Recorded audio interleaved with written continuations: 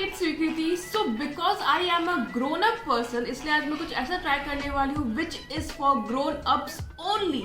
It is Cadbury dark milk salted caramel rich and creamy. वैसे अगर आपको इसका एडवर्टाइजमेंट याद है तो फिर इसका एडवर्टाइजमेंट में ऐसा बोलते हैं, this one is for grown ups, full stop, ONLY only.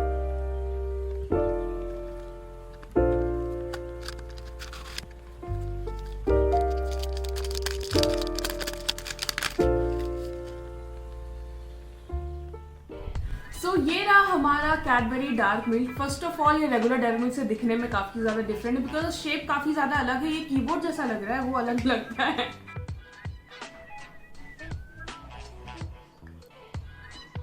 It is simply salted caramel. मुझे काफी ज्यादा अच्छा लगा, मीन्स बहुत ज्यादा रिच कोको है इसमें।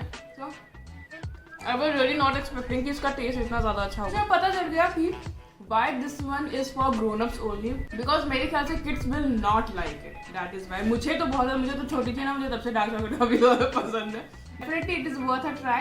So comment section में बताइए कि नेक्स्ट हम लोग और क्या ट्राई करें। Bye।